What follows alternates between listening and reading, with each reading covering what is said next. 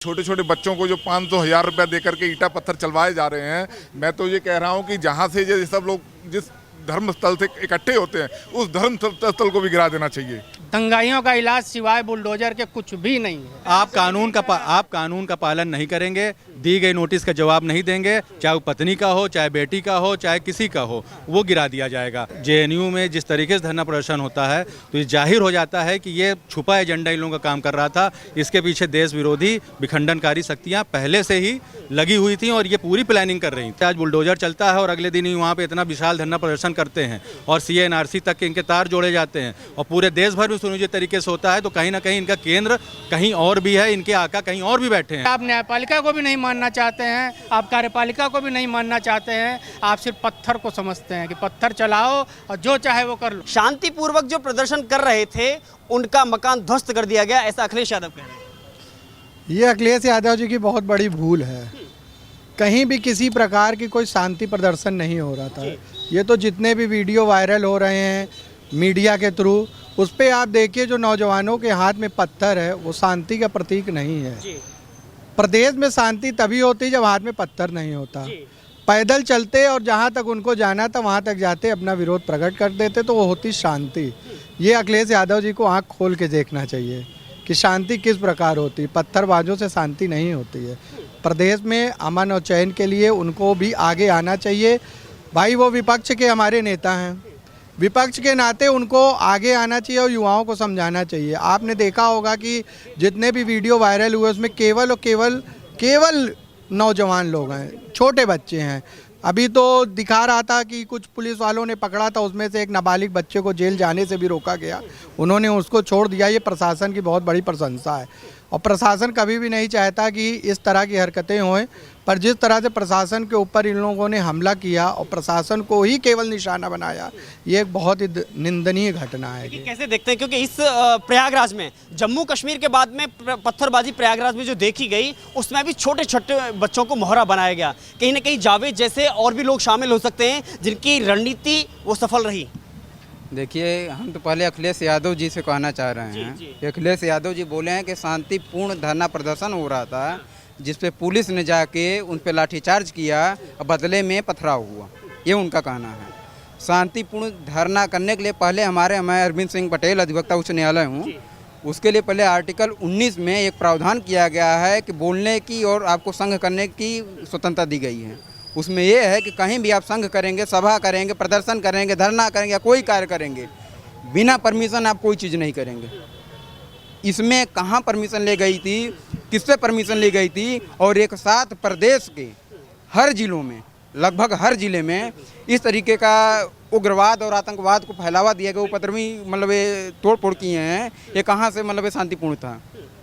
अखिलेश यादव जी को यह जो धरना है यह शांतिपूर्ण लग रहा है, लेकिन उन्हीं की मुलायम सिंह की यादव की सरकार ने जब कार सेवकों पे मतलब धड़ल्ले से बिना कोई सोच समझ के, बिना एकदम निहत्ते कार सेवकों पे जब गोलियां चलवाई, वो आतंकवादी थे और ये जो हैं ये शांतिपूर्ण धरना प्रदर्शन और हमारे ये जनता जनार्दन है। अखिलेश यादव जी को ये समझ में नहीं आ रहा है कि नहीं कौन उपद्रवी है और कौन शांतिपूर्ण है। वो पूर्व मुख्यमंत्री हैं, वर्तमान में नेता प्रतिपक्ष के नेता हैं, वर्तमान में विधानसभा प्रतिपक्ष के नेता हैं। उनको प्रतिपक्ष का सिर्फ ये मतलब नहीं होता है कि वो सरकार की बुराई करे, प्रतिपक्ष का ये भी मतलब होता है कि अगर सरकार कोई अच्छा कार्य कर रही है तो उसकी सराहना भी करें। बहुत बड़ी बात कही, सराहना की। क्या नाम है आपका? मनमोहन मिश्रा। मनमोहन जी, सबसे बड़ा सवाल ये है कि एक तरफ सवाल करना उस अखिलेश यादव के द्वारा जो पूर्व में मुख्यमंत्री रहे हैं, उनके सरकार में उनके समय में किस तरह की यहाँ पे स्थितियाँ रही वो सबको पता है, लेकिन उन्होंने तो बुलडोजर की कार्रवाई को गलत बता दिया। लेकिन प्रयागराज की जनता उस बुलडोजर की कार्रवाई को कैसे देखती है? प्रयागराज की जनता बुलडोजर की कार्रवाई को ऐसे देखती है कि इस चीज़ को जो ईटा पत्थर चल रहा है इसको रोकने के लिए वही एक प्रावधान है, वो चाहे कानून के रूप में हो चाहे जिस रूप में, बिना बुलडोजर के अब ये रुकने वाला नहीं है।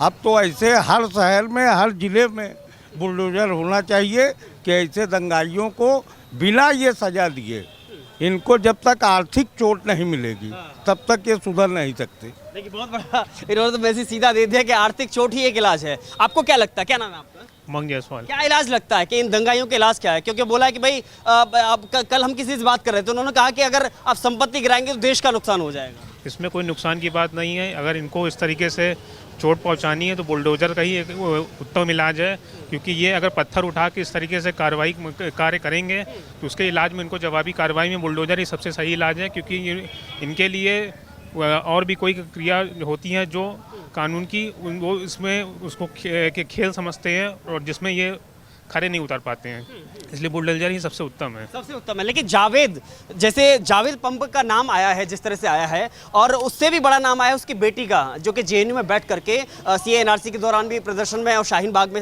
सम्मिलित रही, और एएमयू में भी उसकी गतिविधि ऐसी रही। लेकिन कहीं ना कहीं प्रयागराज की जनता जावेद की रणनीति या उसकी गतिविधि या साजिश से अनभिज्ञ थी।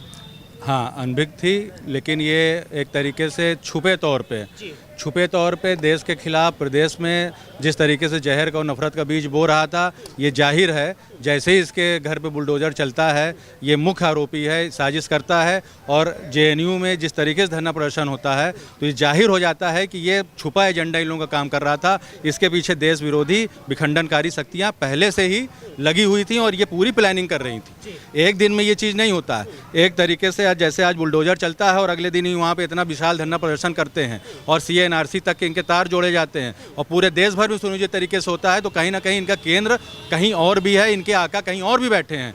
जिस तरीके से आज अखिलेश यादव के साथ एक सोशल मीडिया पे इनका जावेद पंप का एक फ़ोटो वायरल हो रही है, उसमें कहाँ तक सच्चाई है इसकी जांच करनी होगी। सरकार को, इंटेलिजेंस ब्यूरो को या भी जो भी खुफिया तंत्र, इस पर जाना होगा कि किन किन नापाक मंसूबों वाले लोग इनके साथ हैं और किस तरीके से साजिश करके देश में अमन चैन खराब करना चाहते हैं और देश के युवा को गुमराह करना चाहते हैं, कहीं मंदिर के नाम पे, कहीं मस्जिद के नाम पे, कहीं नुपुर शर्मा के नाम पे। लेकिन इनका मंसूबा अच्छा नहीं है और देश को तोड़ने का है। लेकिन नुपुर शर्मा के नाम पर प्रदर्शन करना और फिर उसे हिंसा में तब्दील करना, 25 ट्रॉली ईंटा पत्थर समेटकर इकट्ठा किया जाना, मतलब निशाना नुपुर शर्मा बहाना था, निशाना कुछ और ही था। बिल्कुल, और ये बात अखिलेश यादव को अच्छी तरह समझ जाना चाहिए कि जिसका वो समर्थन कर रहे हैं वो कौन लोग हैं, और इसका समर्थन करके वो ये साबित कर रहे हैं कि वो उनके साथ खड़े हैं। तो जो देश को बांटने का काम करेंगे और जो पत्थरबाजी में इन्वॉल्व लोग हैं उनका समर्थन ये क्यों कर रहे हैं? इनसे कोई एक सवाल पूछे कि इसका समर्थन करने से क्या उनको फ़ायदा मिल रहा है सिवाय वोट बैंक की राजनीति के अखिलेश यादव, और क्या कर रहे हैं? और ये बताएं कि क्या जो हमारे आराध्य के बारे में, ज्ञानवापी के बारे में जो कुछ भी बोला जा रहा है, अखिलेश यादव उसका समर्थन कर रहे हैं? इसका भी जवाब अखिलेश यादव को देना पड़ेगा। और ये जवाब अगर नहीं दे पा रहे हैं तो इसका मतलब साफ है कि जो काम मुलायम सिंह यादव ने 1991 में गोली चलाकर किया था, वही अखिलेश यादव चाहते हैं कि इस देश के अंदर, इस प्रदेश के अंदर दोबारा हो। ये उनकी मंशा है, इसीलिए ज्ञानवापी को भी भड़काने का काम वो कर रहे हैं। जब कोर्ट के आदेश पर कोई कार्रवाई वहाँ हो रही थी तो उसका विरोध क्यों? क्योंकि आप न्यायपालिका को भी नहीं मानना चाहते हैं, आप कार्यपालिका को भी नहीं मानना चाहते हैं, आप सिर्फ पत्थर को समझते हैं कि पत्थर चलाओ और जो चाहे वो कर लो। यही आपकी मंशा है और ये आज से नहीं है, ये उस समय से है जब 91 में गोली चलाई गई थी, उस समय से ये मंशा है। सवाल ये है कि क्या नाम है आपका? कुलवंत सिंह। लेकिन दंगाइयों का साथ देना अखिलेश यादव की जरूरी है, मजबूरी है या जरूरी है? नहीं, मजबूरी नहीं है, ये जान के उनका साथ देते हैं। मतलब क्या कहते हैं, उन्हें मालूम है कि पहले भी जो गवर्नमेंट हटाई गई है इनकी इसी बात पे हटाई गई क्योंकि गुंडों की सरकार थी ये, तो ये उन्हीं गुंडों का साथ देते हैं। ऐसे साथ देने से दोबारा सरकार नहीं आएगी ना, उनको पता नहीं क्यों देते हैं साथ उनका। बस एक मतलब पब्लिक एक पक्षी वो बोलते हैं, तो क्या कहते हैं। और इनकी फंडिंग तोड़ने की जो बात आई है, ये बाहर से फंडिंग होती है इन लोगों को, और इन जो छोटे छोटे बच्चों को जो 500,000 रुपया दे करके ईंटा पत्थर चलवाए जा रहे हैं, मैं तो ये कह रहा हूँ कि जहाँ से ये सब लोग जिस धर्म स्थल से इकट्ठे होते हैं उस धर्म स्थल को भी गिरा देना चाहिए। हाँ, क्योंकि वहाँ से दोबारा इकट्ठे ही ना हो वहाँ पर वो लोग। आपको लगता है कि जो अगर केंद्र बना है उस दंगे का या हिंसा का, उसको गिरा देना चाहिए, उसको भी गिरा देना चाहिए, बुलडोजर चलना चाहिए उसको भी। मैं बड़ी आगे दो बातें हैं, अखिलेश यादव इसका जवाब दे दें। एक, जिस आतंकवादी को मौत की सजा दे दी गई, क्या इसका केस मुख्यमंत्री रहते हुए वापस लिए थे कि नहीं लिए थे? अगर उसका केस ये वापस ले रहे थे, इसका मतलब कि सबसे बड़े आतंकवादी जिसको फांसी की सजा कोर्ट ने दिया, उसको वो बचाने का काम क्यों कर रहे थे? इसका जवाब दें। इसका जवाब अखिलेश यादव को देना पड़ेगा। दंगाइयों का इलाज क्या है, आखिरी सवाल। दंगाइयों का इलाज सिवाय बुलडोजर के कुछ भी नहीं है। लेकिन असंवैधानिक है, वो तो बता दिया अखिलेश यादव ने। असंवैधानिक कैसे है? संविधान के अंदर संविधान के दिए हुए प्राविधानों का पालन अगर आप नहीं करेंगे तो आपके साथ भी वही होगा जो कानून सम्मत होगा। और देश की सरकार, प्रदेश की सरकार को ये अधिकार संविधान ने दिया है कि वो कोई भी नियम कानून बना करके, बुलडोजर हो चाहे जो हो, नियम के तहत चल रहे हैं, वो कानून सम्मत है, वो संविधान सम्मत है। कुछ कह रहे थे? देखिए, जो बुलडोजर चला है जावेद पंप पे, वो इस वजह से नहीं चला है कि ये यहाँ पे दंगा करवाए हैं। बुलडोजर जो चला है, उनकी बिल्डिंग जो है पीडीए में अवैध रूप से बनी थी, उसकी नोटिस उनको 1 महीने पहले दे दी गई थी। चूँकि उनको ये लगता था कि जैसे सपा सरकार थी, उनके इलाका की सरकार थी, और जैसे लगता था कि कोई नोटिस आती थी, पुलिस वाले आते थे, उनको चिल्लर समझते थे, किसी प्रकार कुछ वो सामान तो देते नहीं थे।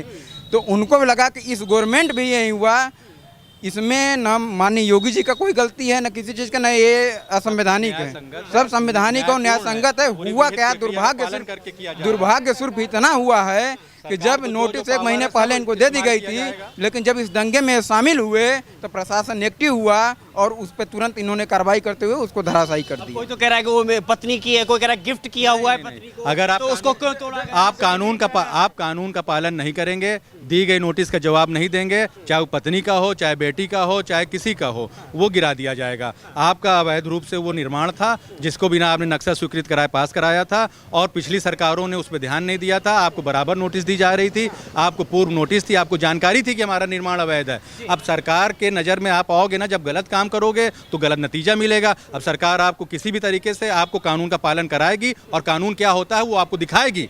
कानून का इकबाल क्या होता है ये बताया जाएगा आपको। यही बहुत बहुत शुक्रिया। सबसे बड़ी बात है कि दंगाई जावेद अहमद के घर पर चल रही बुलडोजर की कार्रवाई को भले ही प्रयागराज की जनता ने स्वागत किया हो, लेकिन अखिलेश यादव ने सवाल खड़े करके ज़रूर दंगाइयों का समर्थन देने की पहल शुरू कर दी है। लेकिन समय बताएगा किसका क्या होगा। शुक्रिया।